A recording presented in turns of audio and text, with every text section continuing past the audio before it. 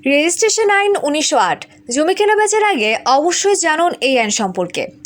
বাংলাদেশে জমি কেনাবেচার সবচেয়ে গুরুত্বপূর্ণ আইনগুলোর একটি হলো রেজিস্ট্রেশন অ্যাক্ট 1908। এই আইনের নিয়ম না জানলে আপনার জমি ঝুঁকিতে পড়তে পারে। মূল তথ্য হলো: ১. রেজিস্ট্রেশন বাধ্যতামূলক।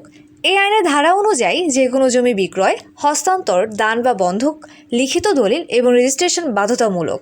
রেজিস্ট্রেশন ছাড়া জমির মালিকানা আইনগতভাবে প্রমাণ করা যায় না। ২. সময়সীমা।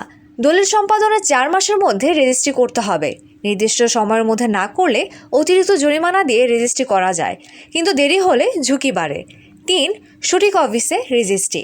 জমি যে এলাকায় অবস্থিত সে এলাকার সাব রেজিস্ট্রি অফিসেই রেজিস্ট্রি করতে হবে। ভুল জায়গায় রেজিস্ট্রি করলে দলিল বাতিল হতে পারে। ৪. উপস্থিতি। ক্রেতা ও বিক্রেতা দুজনকেই সাব রেজিস্ট্রারের সামনে উপস্থিত হতে হবে। প্রয়োজন হলে পাওয়ার অফ অ্যাটর্নির মাধ্যমে প্রতিনিধি পাঠানো যায়। দলিল যাচাই।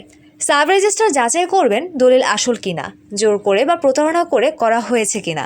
সন্দেহ হলে রেজিস্ট্রি বাতিল করা হতে পারে। রেজিস্ট্রেশনের প্রভাব।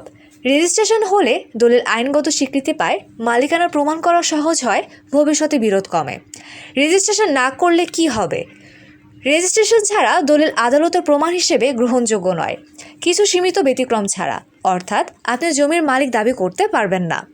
জমি কেনার আগে শুধু দলিল করলেই হবে না, সঠিকভাবে রেজিস্ট্রেশন করাই আসল বিষয়।